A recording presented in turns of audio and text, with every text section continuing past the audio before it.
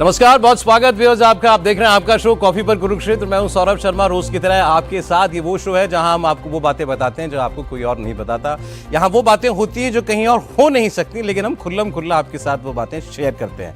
अच्छा, आज हम क्या बात करेंगे? आज तीसरे फेज की पोलिंग चल रही है, तो आप भी सब ये जानना चाहते हैं कि भाई पोलिंग किस तरफ जा रही है, कैंपेन में क्या मुद्दे हैं। सब आपने देखा, खुलकर हिंदू मुसलमान सब कुछ चल रहा है, आरक्षण का मुद्दा भी चल गया। अब इसका क्या असर पड़ा वोटर पर, इसको हमको समझना है। अच्छा, जो दोनों तरफ से दावे हैं उनमें कहीं कमी नहीं आ रही है। आज कांग्रेस पार्टी ने कहा कि 272 तो सरकार बनाने के लिए मिनिमम चाहिए, हमारे उससे बहुत ज़्यादा सीटें आ रही हैं। मोदी जी 400 के नीचे आने के लिए तैयार नहीं है। तो आप भी सोच रहे होंगे कौन सच बोल रहा है। अच्छा, हम जिसको वोट देते हैं हमको लगता है वही जीत रहा है। हम किसी भी तरफ हो सकता है, कांग्रेस की तरफ भी हो सकता है, बीजेपी की तरफ भी हो सकता है, लेकिन ग्राउंड पर असलियत है क्या, ये आपको वो आदमी बता सकता है जो ग्राउंड पर ही रहता है। इसका काम ही है ये स्टडी करना। और ऐसी एक मेहमान आज हमारे साथ है। मैं बहुत स्वागत करता हूं नरेश अरोड़ा जी का, को फाउंडर डिजाइन बॉक्स और पॉलिटिकल स्ट्रैटेजिस्ट हैं। डिजाइन बॉक्स क्या है? डिजाइन बॉक्स एक ऐसी कंपनी है जो बहुत सारे कैंपेन्स चलाती है, पॉलिटिकल पार्टीज के लिए भी कैंपेन्स चलाती है, सरकारों के लिए भी कैंपेन्स चलाती है, इशू बेस्ड कैंपेन्स भी चलाती है। मतलब अच्छे वाले काम भी करते हैं। ये केवल ये नहीं कि नेताओं वाले काम ही नहीं करते हैं, अच्छे वाले काम भी करते हैं। बहुत स्वागत है नरेश जी आपका। बाकी आप खुद बताएंगे क्या क्या करते हैं। दीपक जी रोज की तरह मैदान, दीपक चौरसिया जी बहुत स्वागत सर। और हमारे पॉलिटिकल एडिटर देवेंद्र पराशर, इनके रोज इनसाइट्स आप जानते ही हैं, और जो खबर ये दे देते हैं वो तो हम पत्थर की लकीर मान लेते हैं। बहुत स्वागत देवेंद्र एक बार आपका। फिर नरेश जी, मैंने थोड़ा बहुत तो बता दिया, अब आप बताओ आप काम क्या करते हो। मैं भी जानना चाह रहा था, नरेश जी आए तो सीधे ही पूछूंगा काम क्या है ये। हमारा काम है कोशिश करना। अब वो कोशिश जिस प्रक्रिया में जरूरत पड़े उसमें कोशिश करते हैं करने की। जिसमें चुनाव भी एक प्रक्रिया है जिसके अंदर पार्टिसिपेशन करने की, डेमोक्रेसी जिंदा रहे, लोग चुनाव अच्छे से फेयरली लड़ सकें, पॉजिटिव एजेंडा से चुनाव लड़ सकें, तो उसमें हम कोशिश करते हैं। आप पार्टियों की मदद करते हो इलेक्शन में? हम चुनाव लड़ने में मदद करते हैं। उसमें पार्टी भी हो सकती है, उसमें इंडिविजुअल भी हो सकते हैं। अच्छा, उसमें जो भी जिसमें इंडिविजुअल्स के लिए भी हेल्प करते हैं आप? शुरुआत हमने इंडिविजुअल्स ही की थी। अच्छा। और अब 200 से ऊपर चुनाव इंडिविजुअल हम लड़ चुके हैं, जिसमें आप विधायक They are all publicly available in public domain. It's like it's not that it's a hidden secret. Still, quite many of them. You can find them. People can find them online. Okay. So I find them more interesting individual elections because आप किसी state का चुनाव लड़ रहे हैं, राज्य या national चुनाव लड़ रहे हैं, तो कॉन्स्टिट्यूंसी लड़ने जाते हैं वो भी स्टेट जैसी बात ही होती है। मुद्दा वहाँ भी समझना है, रिसर्च वहाँ भी करनी है, प्रोज एंड कॉन्स वहाँ भी कैंडिडेट के देखने हैं। कैंडिडेट ही वहाँ पे चीफ मिनिस्टर है। अगर आप स्टेट का चुनाव लड़ रहे हैं फिर तो आपको पहले विधायक जितवाने हैं, या जीतेंगे तो मुख्यमंत्री कोई बनेगा। तो मेरे को ज़्यादा इंटरेस्ट वैसे भी इंडिविजुअल इलेक्शंस में आता है, जो कि अब मैं कर कम पाता हूँ। बट अभी आपके रिसेंट कैंपेन्स क्या है? जैसे राजस्थान का कैंपेन आपका था, अशोक गहलोत जो कैंपेन आपका था, उससे पहले कर्नाटक का कैंपेन आपका था। तो ये अशोक गहलोत का कैंपेन आप कर रहे थे या कांग्रेस का कर रहे थे? और कर्नाटक में किसका कर रहे थे? कांग्रेस पार्टी के चेहरे थे दोनों। अच्छा, पार्टी के साथ ही काम, बिकॉज कांग्रेस पार्टी बड़ी लेयर्स में काम होता है यहाँ पे। अच्छा। कांग्रेस पार्टी में ऐसा नहीं है कि कोई एक आदमी सब काम कर लेता है और एक ही जगह से काम चलता है। स्टेट्स में किसी का मैंडेट है, उसमें जनरल सेक्रेटरी इंचार्ज सिस्टम होता है। अगर पीसीसी प्रेसिडेंट स्ट्रांग है तो वो कैंपेन रन कर रहे हैं। तो इसमें बहुत सारे स्टेक होल्डर्स होते हैं कांग्रेस पार्टी में। क्या एक्सपीरियंस है आपका कांग्रेस के साथ काम करने का? अच्छा लगा? काम करना अच्छा लगता है मेरे को। जहां 2 सेकंड का पॉज लिया ना किसी ने। कांग्रेस के साथ काम करना, ये बताइए, काम करना तो आपको अच्छा लगता है, लेकिन कांग्रेस के साथ काम करना अच्छा लगता है कि नहीं लगता है? पिछले 7 साल से हम कांग्रेस के साथ ही काम कर रहे हैं। अच्छा। और काम करना अच्छा लगता है, तो इसमें आपकी बात का जवाब मिल जाना चाहिए। ठीक है।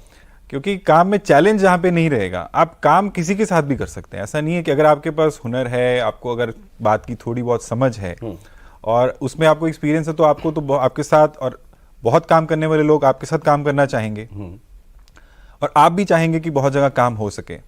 बट मेरा हमेशा मानना ये रहता है कि पैसा और काम 2 अलग चीजें होती हैं। आपके यहाँ पे संस्था में भी मान लीजिए 1000 आदमी काम करता है, उसमें से 900 लोग नौकरी करने आते हैं, 100 ही लोग काम करने आते हैं। जो 100 लोग काम करने आते हैं उनसे 900 की नौकरी चलती है। बड़ा अच्छा, मुझे बहुत अच्छा हैंडल दे दिया ये। कांग्रेस में ज्यादातर लोग नौकरी करते हैं कि काम करते हैं?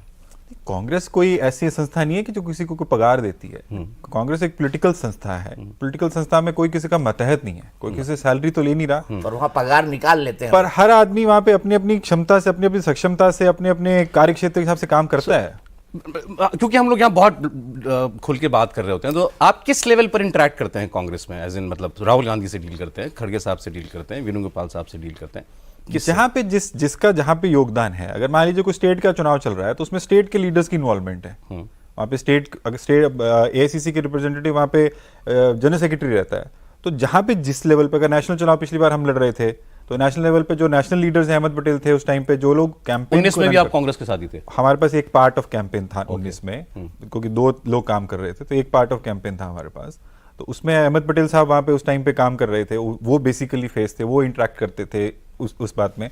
तो बाकी लोग जिनके आपने नाम लिए वो भी अलग अलग जगहों पे जहाँ पे उनकी शमूलियत होती है उनके साथ भी चर्चा करनी पड़ती है।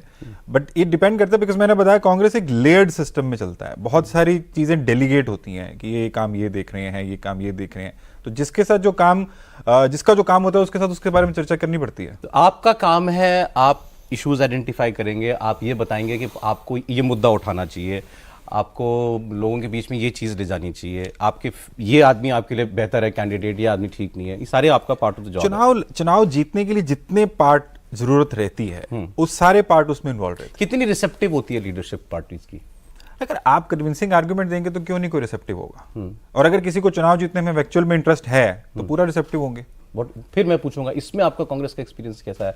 आपके हर प्रकार के लोग होते हैं वैसा, हर प्रकार के लोग होते हैं। कुछ लोग, अब देखिए मेरी जितनी आयु है, कई नेता ऐसे हैं जितनी उतने सालों का तो उनका चुनावी एक्सपीरियंस है, अब मैं उनको क्या बात सिखा सकता हूँ, या मेरे जैसा कोई आदमी कोई बात क्या सिखा सकता है। बट मैंने ये जरूर देखा है कि जो नेता 30-40 साल की राजनीति कर चुके हैं उन लोगों की रिसेप्शन ऑफ आइडियाज बेटर होती हैं। अच्छा, क्योंकि वो ये देखते हैं कि हाँ हमने ये काम किए हुए हैं, और वो बार बार इस बात का बखान नहीं करते कि मैं तुमसे ज्यादा जानता हूं। वो अपनी बात को अपने पास रखते कि ये तो समझ मेरे में है ही है, मुझे इससे ये मेरे को सुना भी देगा तो मेरे को कुछ चीज ऐड करनी या नहीं करनी वो मैं देखूंगा। बट अगर कोई नई चीज है हमें पता चल रही है इनसे, मेरे से किसी और से, तो उसको पिक करके यूज करने की कोशिश करते हैं। दूसरी बात मैंने ये भी नोट की है कि वो लोग ये देखते हैं कि हम लोग एक एरा की राजनीति कर रहे थे, आज एरा बदल रही है या बदल गई है, या साधन बदल गए हैं, तो हमें नई आइडियाज की आवश्यकता है, एग्जीक्यूशन के लिए हैंड्स की आवश्यकता है। और तीसरी बात मैं ये भी नोट करता हूं कि वो ये बात का भी एहसास करते हैं कि अब हमारा मुकाबला एक ऐसी मशीनरी के साथ है जिसके साथ हमारी मशीनरी लड़ने के लिए हो सकता है उतनी उपयुक्त नहीं हो। दीपक जी कुछ बोल रहे हैं? मैं एक सवाल पूछना चाहता हूँ, क्या कांग्रेस ये समझती है कि बीजेपी ने जैसा अपने को विनिंग मशीन बना लिया है उसको फाइट करने के लिए उसको ऊपर से नीचे तक बदलने की जरूरत है? जिस तरह की स्ट्रैटेजी है, जिस तरह का 24/7 काम बीजेपी करती है। मैं इसमें फॉर्चुनेट रहा हूँ, मैं मानता हूँ ऐसा, या ऐसी ऑप्शंस मेरे पास आई या कुछ उसमें से ऐसे हम पिक कर पाए कि वो सब लोग ये बात मानते हैं। अब मान लेना तो एक बात है, बट उसके मतलब वो कन्विंस है कि हाँ हम टक्कर दे सकते हैं। बिल्कुल ओके, बिल्कुल ये वो मानते हैं कि टक्कर भी दे सकते हैं और टक्कर देने के अलावा कोई ऑप्शन नहीं है। अच्छा, बट तीसरी चीज एक इसके बाद की एक चीज भी होती है कि भी अब उसके लिए जो चाहिए मुझे वो करना है, वो काम के अंदर कहीं कहीं पे बाधाएं मिलती हैं। कुछ लोग इस बात में डू एंड डाई कि we have to do it for that whatever it takes we will do, but some people stop a step behind, रुक जाएंगे कि नहीं ये हमारी परंपरा नहीं रही है। अब कई परंपराएं ऐसी हैं जो चेंज हो चुकी हैं, जैसे क्रिकेट की ही बात अभी चल रही थी, क्रिकेटर भी हैं तो क्रिकेट की बात भी चल रही थी। तो टेस्ट मैच 6 दिन से 5 दिन हुआ, बीच में रेस्ट डे हुआ करते थे, वनडे आया, 2020 आया, T10 आया, 5 आया, बॉक्स क्रिकेट आई, माहौल बदल रहा है।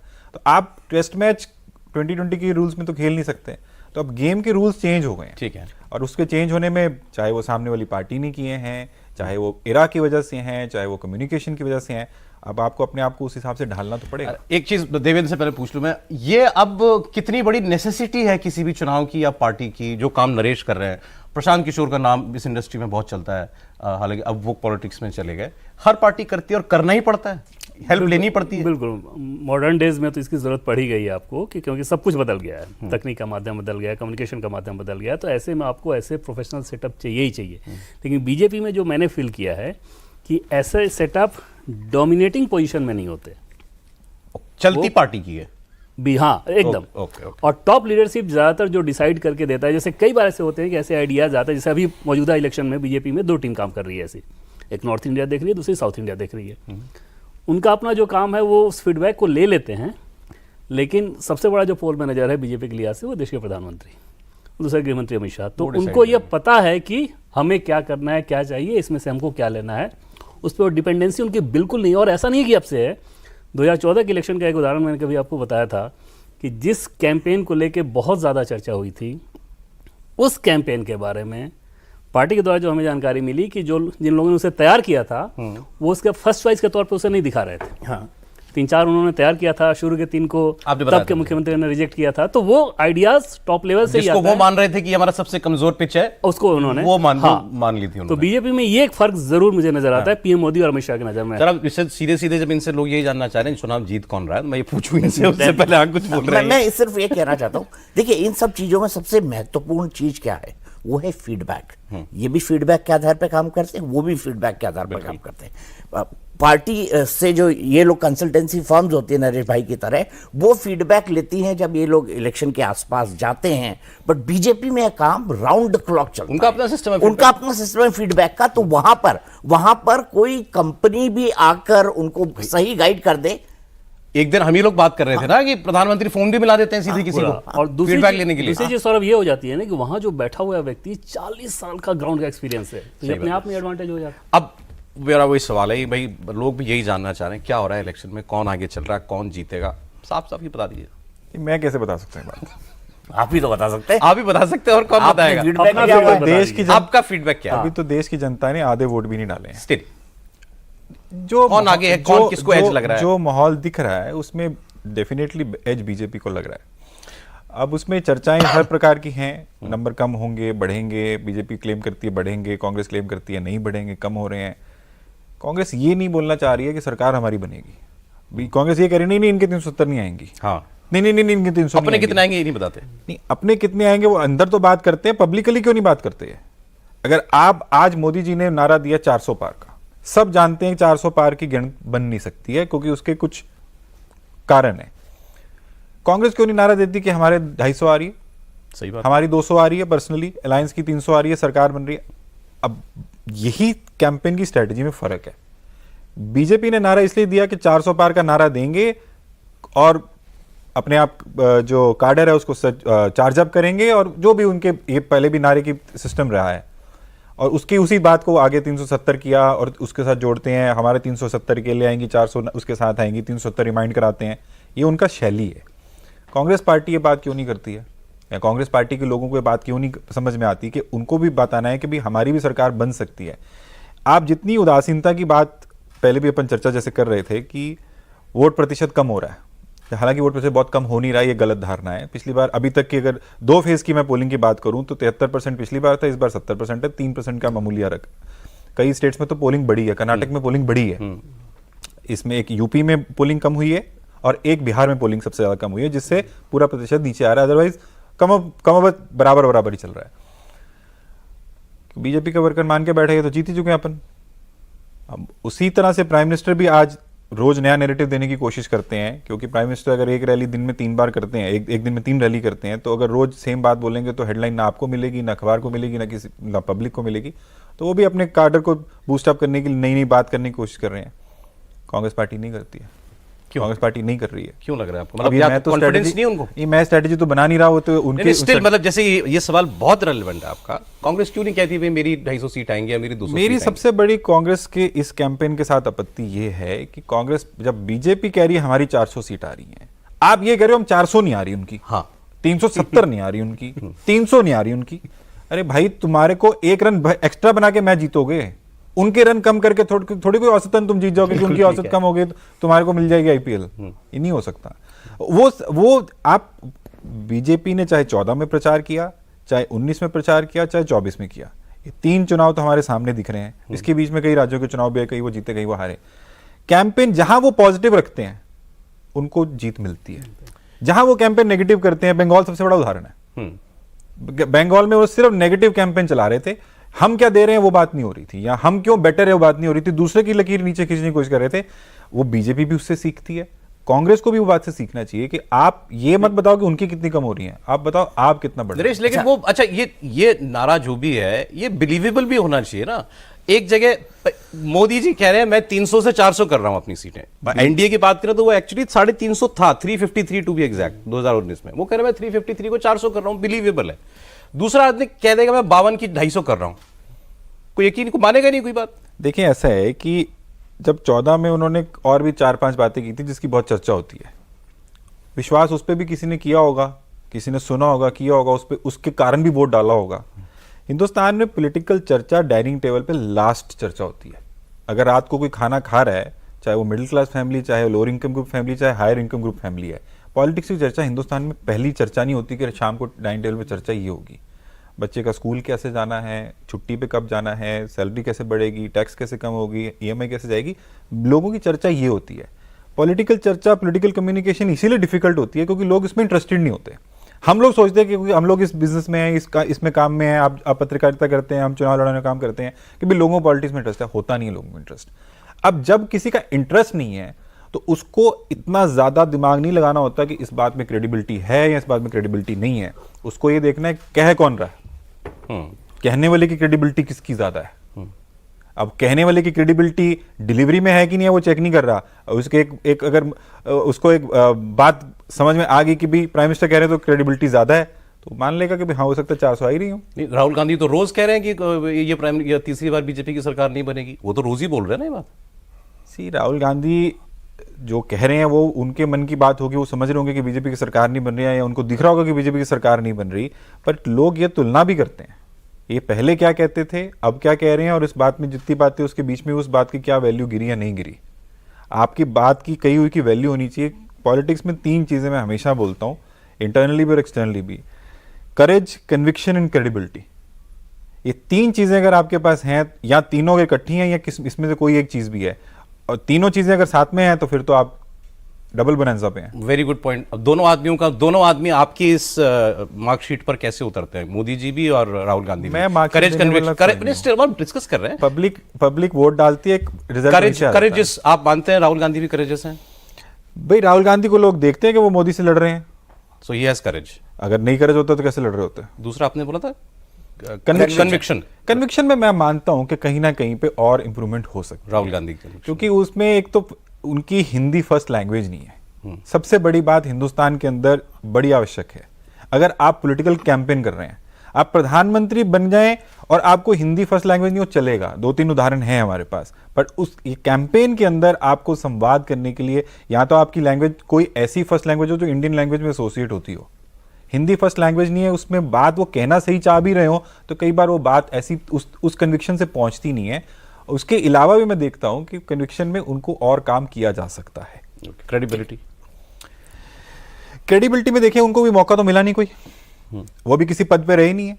वो पार्टी के जरूर अध्यक्ष रहे कांग्रेस पार्टी के, पर किसी पद पे नहीं रहे, तो क्रेडिबिलिटी का तो टेस्ट ही नहीं हो पाया। जब वो क्रेडिबिलिटी तो तब टेस्ट होगी अगर वो मंत्री बन जाते या कहीं पे मुख्यमंत्री किसी राज्य के होते या प्रधानमंत्री पद पे बैठ पाते तो लोग उनको आंकलन कर पाते, हम भी आंकलन कर पाते क्रेडिबिलिटी बात की है कि नहीं। बट जितनी जगह पे मैंने उनको देखा काम करते हुए चुनाव में, जैसे छत्तीसगढ़ 2018 की बात है, तो वहां पे एक मॉडल टेम्पलेट हमने क्रिएट किया था, जन घोषणा पत्र। कहने के लिए वर्ड जन घोषणा पत्र और संकल्प पत्र और 50 चीजें की होती हैं। वो एक्चुअल में एक ऐसा मॉडल क्रिएट किया गया था वहां पे कि 1 लाख लोगों से घर घर मिल के, जो भी स्टेक होल्डर से मिल के एक घोषणा पत्र बनाया गया था, जन घोषणा पत्र के नाम से। 1 लाख लोगों के हस्ताक्षर हुए थे उस पर। उसमें राहुल गांधी के साथ जब वो डिस्कशन स्टेट मैनिफेस्टो कमेटी ने की और उसमें राहुल गांधी के भी साथ डिस्कशन इनपुट्स लिए गए, तो वो फाइनल हुआ 5 मसौदे। छत्तीसगढ़ के 36 वो भी थे। राहुल गांधी बहुत उस बात पे क्लियर थे कि इसको इंप्लीमेंट करना है। तो मैं मानता हूं कि वो अपनी बात को रखना चाहते हैं। वही कर्नाटक में भी बात हुई, कर्नाटका में भी 5 गारंटी दी गई तो उनके मन में कन्विक्शन थी कि भी इसको इंप्लीमेंट करना है। तेलंगाना में मैंने देखा उनका मन। गारंटी आपका आइडिया था? हमने सबसे पहले गारंटी असम में दी थी। अच्छा। जो चुनाव कांग्रेस नहीं जीत पाई, बट वहां पे भी प्राइम मिनिस्टर ने उन गारंटीज को पब्लिकली एक्नॉलेज भी किया था और क्रिटिसाइज भी किया था, जिसमें 2000 रुपए जो आज पूरे हिंदुस्तान में गृह लक्ष्मी घर में महिलाओं को बैठ के पैसे देने की बात है, ये पहली बार वहां पे मैंने दी थी। और कांग्रेस पार्टी को कन्विंस किया था कि इस वर्ड की आवश्यकता आपको क्यों है, क्योंकि वहां पे हमने देखा, क्योंकि एक तो वहां पे कोई मुख्यमंत्री का चेहरा नहीं था, 6-7 चेहरे थे जो कुछ कुछ जगहों पे लड़ते थे और आपस में भी उनकी थोड़ी बहुत क्लैश थी। तो सारे असम में सर्वे करके निकल के आया कि कांग्रेस पार्टी की credibility is at the lowest level. तो क्रेडिबिलिटी के लिए सबसे पहले संवाद में बात क्या होती है कि मैं आपसे प्रॉमिस करता हूं और मैं आपको गारंटी देता हूं, ये बात में बड़ा डिफरेंस होता है। तो इसलिए तो आपको पता लग गया आज ये गारंटी कहाँ से शुरू कहाँ से हुई थी, ये है उसके भी फाउंडर ही है, सर, अब मैं एक सवाल- डिजाइन बॉक्स की तरह। सवाल नरेश जी से पूछने का। नरेश जी, मैं आपसे समझना चाहूंगा, क्यों राहुल गांधी आपकी बात के बाद में, अच्छा हाँ सॉरी, मैं आपकी बात के दोबारा राहुल गांधी पे आना चाहता, मैं प्लीज कंटिन्यू। मैं ये पूछ रहा हूँ, क्यों राहुल गांधी को मौका नहीं मिला अपनी क्रेडिबिलिटी प्रूव करने का? भाई, सबसे पहले 2019 में वो न्याय स्कीम लेकर आए और छत्तीसगढ़ चुनाव से पहले वो न्याय स्कीम चला रहे थे। छत्तीसगढ़ में भी उनकी सरकार थी, मध्य प्रदेश में भी उनकी सरकार थी, पंजाब में भी उनकी सरकार थी। राजस्थान न्याय लागू कर देते, राजस्थान न्याय लागू कर देते। एक टेस्ट तो होता है ना क्रेडिबिलिटी का। हम ये क्यों माने कि राहुल गांधी को अपनी क्रेडिबिलिटी पिछले 20 सालों में साबित करने का मौका ही नहीं मिला? पार्टी वो चला रहे हैं, हाँ, सही बात है। डिफेक्टो प्रेसिडेंट तो वही है। दीपक जी देखिए, मैं आपको वही बात अभी पहले भी बता रहा था कि वो खुद तो किसी पद पे है नहीं, तो आप उनको अकाउंटेबल होल्ड तब कर सकते हो कि जब खुद किसी पद पे बैठ के हस्ताक्षर कर रहे हो। पहले तो बात वो थी नहीं। अब आपकी आती दूसरी बात कि वो पार्टी के अध्यक्ष थे, उनकी सरकारें थी, उन्होंने न्याय बोला और न्याय इंप्लीमेंट होना चाहिए था। उन राज्यों में बहुत स्कीमें इस लेवल पे इंप्लीमेंट हुई। मैं राजस्थान के उदाहरण देना चाहूंगा आपको। अभी पिछले कुछ दिनों 4-5 महीने पहले 3 राज्यों में चुनाव थे, छत्तीसगढ़, मध्य प्रदेश, राजस्थान, और 2 और राज्यों में चुनाव थे। ना छत्तीसगढ़ में ना मध्य प्रदेश में बीजेपी को गारंटी देनी पड़ी। मोदी की गारंटी वर्ड का इजाद राजस्थान में हुआ। वो इसलिए क्योंकि अशोक गहलोत, जो कि राहुल गांधी के नॉमिनी, राहुल गांधी के द्वारा उस टाइम पे मुख्यमंत्री बनाए गए थे, वो गारंटीज वहां पे दे रहे थे जिसकी इंप्लीमेंटेशन ग्राउंड पे हो रही थी, जिसमें एक गारंटी थी 500 रुपए का सिलेंडर। राजस्थान अकेला वाहिद राज्य है जिसमें बीजेपी को एक बताना पड़ा कि यहाँ पे हम 450 की सिलेंडर देने की गारंटी देते हैं। इंप्लीमेंटेशन हुआ है वहां पे, और वो राहुल गांधी का ही वजह था कि वही स्टेट गवर्नमेंट ने भी इंप्लीमेंटेशन किया, बट उसका डायरेक्ट क्रेडिट राहुल गांधी को नहीं मिलता, क्योंकि राहुल गांधी मुख्यमंत्री नहीं है और राहुल गांधी पार्टी का अध्यक्ष भी नहीं है। तो जहां पे तो वो जबकि सारी पार्टी उन्हीं के पीछे चल रही है, और ये बड़ी कमाल की चीज है। अब ये बात तो एक आंकलन की बात है, या आप उसमें जो बाहर बैठ के आप अयास लगा सके कि भाई हाँ चला रहे हैं। आप भी तो आकलन नहीं करते नरेश भाई, आप भी आकलन नहीं करते। नरेश जी, एक चीज समझें कि जैसे राहुल गांधी जो बात कह रहे हैं, 2 उदाहरण के आधार पर हम लोग समझें कि कास्ट को लेकर जो उन्होंने कहा कि 50% अगर है, 2% आबादी है, 50% प्रॉपर्टी उनके पास है, तो उसको लेके बांट दिया जाएगा। दूसरी चीज़ कि IIT को लेके जो उदाहरण उन्होंने दिया, क्या जनता में इससे क्रेडिबिलिटी बढ़ती है या घटती है? मैनेजमेंट के तौर पे आप लोग कैसे देखते हैं? देखिए, दोनों पक्ष के ग्राहक होते हैं। हर जिसको जो वंचित है उसको लगेगा हाँ ये मेरे पक्ष की बात हो रही है, जिसको मिला हुआ है उसको लगेगा नहीं मेरा हक छिन जाएगा। तो ये इसमें क्रेडिबिलिटी, मैं आपको फिर बताऊंगा, आप जब तक पद पे नहीं बैठते हैं, आप हिंदुस्तान की क्रिकेट टीम के अंदर जब तक कोई कप्तान नहीं बने, उसकी क्रेडिबिलिटी कैसे चेक कर सकते हो? एज ए प्लेयर चेक कर सकते हो ना, एज ए कैप्टन चेक नहीं कर सकते। और राहुल गांधी क्योंकि किसी पद पे नहीं है, तो आप राहुल गांधी की क्रेडिबिलिटी की भी टेस्ट के 2 तरीके हैं। मैं आपकी बात को थोड़ा और, क्योंकि आप जो जानना चाह रहे हैं बताने की कोशिश कर सकता हूं। एक कि राहुल गांधी कैंपेन करते हैं, लोग उनको वोट डालते कि नहीं डालते, क्रेडिबिलिटी का एक चेक तो ये है, वो चेक सबके सामने। दूसरा चेक ये है कि वो जो कहते हैं जहां पे उनकी चल सकती है वो इंप्लीमेंट होता है कि नहीं होता, उसका भी टेस्ट सामने है कि छत्तीसगढ़ में भी न्याय इंप्लीमेंट हुआ जितने स्टेट की क्षमता थी।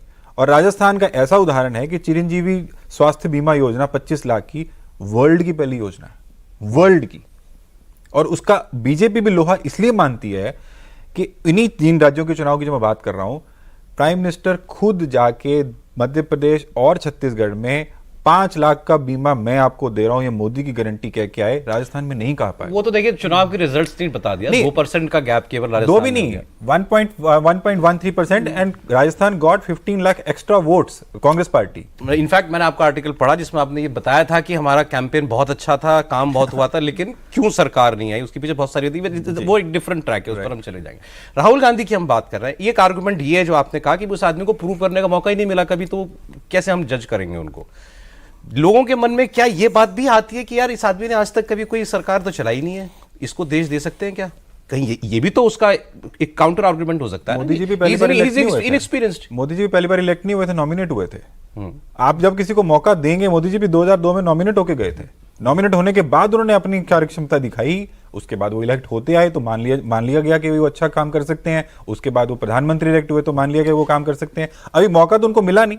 हाँ, उनको मौका मिलना चाहिए था या वो ले सकते थे, जब उन्होंने नहीं लिया। ये इस बात पर डिबेट है, इस बात पर डिबेट हो सकती है। आपका अपना एक्सपीरियंस क्या है राहुल गांधी में मुद्दों की है समझ, वो डेप्थ है जो एक नेशनल लीडर को चाहिए? वो कोशिश बहुत करते हैं। अच्छा। और वो इस बात को देखो, मैं पर्सनली ये मानता हूं कि acceptance is the first step towards correction करने के लिए अगर आप पहले एक्सेप्ट करेंगे कोई दिक्कत है तो उसको आप करेक्ट करने जाएंगे ना। अगर आप एक्सेप्ट ही नहीं करेंगे तो आप कभी करेक्ट कर ही नहीं पाएंगे। राहुल गांधी, जो मैं जितना जहां तक जानता हूं, वो पूरी कोशिश करते हैं कि मेरे को मुद्दों की जितनी इन डेप्थ नॉलेज मिल सके मैं लूं। ये एक बात है। अब एक ही मुद्दे पे हम 4 लोग बैठे हैं, 4 नजरिए भी हो सकते हैं। वो नजरिया उनका भी कई बार अपना होता है, किसी से आप सहमत हो सकते हैं, किसी से असहमत हो सकते हैं। कोशिश वो पूरी करते हैं। दूसरी बात है कि वो मन के बिल्कुल साफ आदमी है। ये आप किसी से भी पूछ लेंगे, उनके जो विरोधी उनसे पूछेंगे तो वो आपको ये बात बोलेंगे कि उनके मन के अंदर कोई पर्सनल गेन वाला मैटर कभी नहीं रहता कि मुझे पर्सनली गेन क्या होता है इसमें। एनजीओ तो चला नहीं रहे, पर्सनल गेन क्या हम मतलब? मानते हैं। सरकार में आना है उनको, पावर में आना है उनको। नहीं, पर्सनल गेन का मतलब है कि मेरे को इंडिविजुअल फायदा क्या हो रहा है। वो ये देखते हैं कि भाई कैसे पार्टी आगे बढ़ सकती है, कैसे इसमें और अपन राज्य सरकार, क्योंकि अभी तक राज्य सरकारें बनाने का ही मौका मिला उनको, केंद्र में सरकार बनाने का तो मौका मिला नहीं। इसके परिणाम आएंगे तो पता चल जाएगा। बट जहां तक उनको लगता है कि पार्टी के इंटरेस्ट की बात है, वो कोशिश जरूर जैसे हमने जितना सुना है, मतलब हम लोग भी, जैसे देवेंद्र बताएंगे कुछ बातें इनको पता चलती हैं, कोई और रिपोर्टर्स हमको बताते हैं, कई बार सुनते हैं कि राहुल गांधी मतलब जो आ गया मन में वो आ गया, अब आप उनको फिर हिला नहीं सकते। अब अगर वो कन्विंस हो गए हैं कि जातिगत जनगणना ऐसा मुद्दा है जो कांग्रेस की फॉर्च्यून बदल सकता है, तो वो जातिगत जनगणना पे ही अड़े रहेंगे, चाहे उनको कोई लाख समझाए कि साहब इसका ट्रैक्शन नहीं है। लोग आपको नहीं, जातिगत जनगणना स्टेट के इलेक्शन में भी बोली थी ना उन्होंने, नतीजे सबके सामने है, but still he is continuing with that. अब वो आरक्षण पे आ गए। ही seems convinced with the idea so much कि असेंबली इलेक्शंस के रिजल्ट देखने के बावजूद वो उसी पर है। देखिए, उनके पास जो कन्विक्शन आती है ना, वो किसी इनपुट से आती है। कोई कन्विक्शन अगर वो किसी मुद्दे की वो लाए, मान लो जनगणना की लाए, मान लो किसी और चीज पे लाए, मैं कहता हूं कि कन्विक्शन आना कोई बुरी बात नहीं है। पहली बात तो है, बुरी बात यह है कि जब आप कन्विंस किसी चीज से हो गए, उसको छोड़ने का नहीं होता। फिर आज जातिगत जनगणना की बात ही कर लेते हैं। मैं उसे सहमत हूं या सहमत हूं, ये इमटेरियल है। ठीक। कांग्रेस पार्टी ने उसके लिए क्या कैंपेन किया? हिंदुस्तान में कितने प्रतिशत लोगों को मालूम है कि कांग्रेस पार्टी जातिगत जनगणना की बात कर रही है? नंबर 1। नंबर 2, उससे जातिगत जनगणना होने का फायदा क्या होने वाला है किसी इंडिविजुअल को? जिस बैकवर्ड सेक्शंस के लिए, बैकवर्ड कास्ट के लिए या ओबीसी के लिए वो बात कर रहे हैं, आप उन्हीं का जनमत करा लें, उन्हीं का सर्वे करा लें। उसमें मैं आपको दावे से कह सकता हूं 90% लोगों को नहीं मालूम होगा कांग्रेस पार्टी बात कर रही है। इशू ही नहीं पता होगा। मैं ये दावे से कह सकता हूं आपको, क्योंकि मैंने इंडिया अलायंस जब बना तो अपने को, हमारा काम है ये सर्वे करना, तो हमने इंडिया अलायंस का सर्वे किया और लगातार उस दिन से आज तक सर्वे कर रहा हूं मैं। लगातार डेली ट्रैकर हमारे पास चल रहा है। जब बहुत बड़ा इसका अनाउंसमेंट हुआ, उसके बाद 2-3 मीटिंग्स भी हुई, चर्चा भी आई, मीडिया पे भी चला। 99.5% लोगों को नहीं मालूम था इंडिया अलायंस के, लोगों को, पब्लिक को, पार्टियों को नहीं। पार्टियों को मालूम से कोई फर्क नहीं पड़ता। आज उसकी स्थिति ये है, 7% केवल लोगों को हिंदुस्तान में मालूम है कि इंडिया अलायंस कुछ बना है। उसकी डिटेल्स उनको 7%, जो मेरा सर्वे है। और पूरे हम 28 के 28 राज्यों में सर्वे कर रहे हैं और अच्छा खासा सैंपल है और डेली कर रहे हैं, because I wanted to see कि भी India alliance as an alliance, because if NDA आप वर्ड पूछें किसी से और इंडिया अलायंस एक वर्ड पूछें तो उसकी रिकग्निशन वैल्यू कितनी है? तो इंडिया अलायंस, एनडीए अलायंस यहाँ पे है, इंडिया अलायंस यहाँ पे। अब क्योंकि इतना बड़ा डिफरेंस है उसके अंदर, तो आप खुद सोचें कि इंडिया अलायंस बनने का फायदा किसी पार्टी को कितना हो रहा होगा। आप पंजाब के अंदर मान लें चंडीगढ़ ही है। चंडीगढ़ एक ऐसी सीट है, बड़ी विचित्र बात है, क्योंकि पता नहीं किस समझदारी से अलायंस स्टिच किया गया। चंडीगढ़ होकर आप पंजाब जाते हैं, जिनको लुधियाना जाना है, अमृतसर जाना है, को दे दी। दिल्ली में अलायंस है। इधर से गुजर जाए पंजाब के, अगर एंटर कर जाए गंगानगर से, तो वहां पे अलायंस नहीं है। चंडीगढ़ से गुजरे तो अलायंस है। पंजाब में फिर उधर से गुजरे हैं आप, खरड़ पहुंच रहे हैं तो फिर अलायंस नहीं है। तो हमने एक सर्वे किया चंडीगढ़ में, कितने फीसदी लोगों को मालूम है कि यहां पे कांग्रेस पार्टी और आम आदमी पार्टी का अलायंस है? क्या रिजल्ट था? 90% को नहीं मालूम है। तो ये तो हकीकत हो गई। पर पंजाब में तो अलायंस है भी नहीं। चंडीगढ़ में अलायंस है। टाइम बहुत कम रह गया, बहुत कम रह गया। अब क्योंकि आप रोज ट्रैकर चला रहे हो, आपने खुद ही बताया कि इस इलेक्शन का इशू क्या है, या मोदी इलेक्शन है, मोदी मुद्दा है कि लाना है कि नहीं लाना है, या कुछ और है? आई थिंक इस इलेक्शन में कोई मुद्दा बन ही नहीं पाया, ना तो विपक्ष बना पाया ना पक्ष बना पाया। इसीलिए जो आप उदासीनता देख रहे हैं वोटिंग प्रतिशत में, क्योंकि लोग ऐसा मान के बैठ गए हैं कि एक पक्ष जीत रहा है और एक पक्ष नहीं जीत सकता, ये जीत मान नहीं रहे सकता। मान लिया लोगों ने ऐसा मैं समझता हूँ। कि मोदी जीत रहे हैं और ये कांग्रेस नहीं, एक पक्ष नहीं ला जीत पाई। रहा है और एक पक्ष नहीं जीत सकता, ऐसा लोग मान रहे हैं।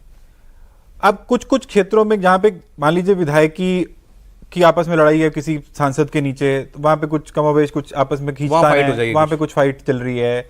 अब जैसे पंजाब में 4 कॉर्नर कॉन्टेस्ट है, अकाली दल भी लड़ रहा है, आम आदमी पार्टी भी लड़ रही है, वहाँ बीजेपी कोई भी भी लड़ निकल रही है। जाएगा। वहां पे इंडिविजुअल जिसके पास स्ट्रेंथ है 2.5 लाख वोट ले जाएगा, वो जीत जाएगा 10 लाख के voting but by and large, because sorry हम रोक रहे हैं, टाइम नहीं है, बाय एंड लार्ज आपको लगता है कि लोगों को लग रहा है कि भाई ये जीत रहे हैं और सेंस मुकाबला नहीं है। सेंस यही आ रही है। 2019 को रेफरेंस पॉइंट माने तो कर्नाटक राजस्थान पिछली बार जैसा होगा या कुछ बदलाव देख रहे हैं उसमें? कर्नाटक में तो डेफिनेटली बदलाव दिखेगा।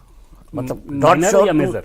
नहीं, आप इसी इलेक्शन में कह रहे हैं कर्नाटक के में बदलेंगे माइनर या numbers। मेजर? 2-4-5 सीटें या मेजर? नहीं 19 की तुलना में या 22 की तुलना 19 की तुलना में I think there will be major change, because वहां पे एक ही सीट कांग्रेस पार्टी के पास थी और एक सीट जेडीएस के पास थी और एक सीट इंडिपेंडेंट जीती थी जो अभी बीजेपी के साथ हैं। तो वहां मुझे लगता है कि भाई आपको दिखेगा चेंज। ये तो आपने मतलब अच्छा इंडिया जल्दी- alliance- जल्दी- जल्दी- मेजर मतलब बीजेपी के हिसाब से कांग्रेस के हिसाब से? जैसे कांग्रेस का अगर एक सीट अगर बढ़ गया तो कांग्रेस- 100% हो जाएगा। नहीं। बीजेपी कितनी घट रही है? 4-5-6 या इससे ज्यादा? आई थिंक इससे ज्यादा घटेगी। राजस्थान ज्यादा में? घटेगी। राजस्थान में राजस्थान में भी कुछ नुकसान होगा। यूपी यूपी मुझे लगता है गेन करेगी बीजेपी। बीजेपी गेन मुझे कर लगता बिहार है। बिहार में एनडीए लगभग 30-32 के आसपास मिनिमम रहेगा। तेलंगाना? बंगाल बंगाल में चाहे एक सीट बढ़े बीजेपी बढ़ेगी। तेलंगाना? तेलंगाना में भी बीजेपी पिछली बार से खुद बढ़ेगी पर कांग्रेस उससे नंबर 1 रहेगी। तमिलनाडु में बीजेपी का खाता खुल सकता है? 2 सीट पे लड़ाई है, एक सीट पे खुल सकता है बट चांसेस कम है। उड़ीसा? बीजेपी बढ़ेगी। पंजाब? बीजेपी घट सकती है। 2 ही तो थे, 3 थे। 3 थे। Delhi? Delhi I think it will be more or less the same. Haryana? Haryana also I think more or less it will overall पिछली बार जैसा डाटा रहेगा 2019 के हिसाब से? आई विल बी सरप्राइज अगर डिफरेंस कोई आए ज्यादा। ठीक है 272 इंडिया अलायंस नहीं हो रहा। उन्होंने बोला कि पिछली बार अब जैसा। बीजेपी की अगर 300 आ रही है 350 आ रही है तो फिर कैसे होगा? मैं वही पूछ रहा था भाई। कांग्रेस की कितनी आ रही है? अभी 3 फेज की पोलिंग हुई है बिकॉज पंजाब एक ऐसी जगह जहाँ कांग्रेस के पास 8 सीट थी 13 में से, तो वहां पे कांटा है। अगर वहां पे भी कम होती हैं तो फिर दिक्कत जो वहां पे गेन किए हुए हैं वो लॉस होंगे, क्योंकि गेन तो कांग्रेस डेफिनेटली कर रही है तेलंगाना और कर्नाटका में। अच्छा। तो क्लियर है, बट वो गेन्स मेंटेन करने के लिए आपको पुरानी सस्टेन भी करना पड़ेगा। जैसे आज का जो फेज है उसके अंदर बीजेपी की मैक्सिमम सीट्स हैं, तो बीजेपी को होल्ड करना है। बीजेपी उसमें भी लूज करती है तो फिर गेन कांग्रेस का डिफॉल्ट है, क्योंकि सीधा डायरेक्ट फाइट है। कांग्रेस गोइंग टुवर्ड्स 70, 100, क्या लग रहा है आपको? I will be surprised. तो ओवरऑल पिछली बार 70 जैसे में भी इन्होंने will be बताया। surprised? हाँ, ओवरऑल पिछली बार जैसा ऐसा। कांग्रेस को 70 आई तो भी इनको हैरानी होगी आपको। हाँ? इन्होंने बताया कि ओवरऑल पिछली बार जैसा रहेगा 2019 के हिसाब से डाटा कह रहे ऑलमोस्ट। हैं कांग्रेस की 70 पे उनको हैरानी होगी। हाँ तो मतलब वो 44 भी 55-60 ही मान रहे होंगे। हाँ? नेचुरल। 4 जून बता दी इन्होंने। 4 जून अभी आ 4 गई। जून का 4 जून बता ही दिया कि क्या आ होने गई जा रहा है, ना, 4 जून। 4 जून। तो हम जो आज ये आप शो की शुरुआत में क्यों नहीं बोल दिया आपने? हाँ। मैंने तो आपसे पूछा था डायरेक्टली। नहीं आपने नहीं पूछा था एक्चुअली। इलेक्शन में क्या हो रहा है देखो मेरा? कितने बड़े स्पीड डॉक्टर है, यहाँ पे भी सौरभ पे डाल रहे हैं। टोपी आप पे ही ट्रांसफर कर दी नरेश भाई ने। आपने कहा जनता डिसाइड करे। क्या एनीवेज, इतनी बातें करने को इनके साथ मैं 2 शो और रिकॉर्ड कर सकता हूं, आपको दिखा सकता हूं, लेकिन आज वक्त हमारे पास इतना ही था। नरेश बहुत बहुत शुक्रिया आप आए हमारे pleasure, स्टूडियोज में। my pleasure. एक दिन और लेकिन आपसे समय लेंगे। बहुत इंटरेस्टिंग चर्चा हुई। दीपक जी बहुत शुक्रिया, देवेंद्र बहुत शुक्रिया आपका।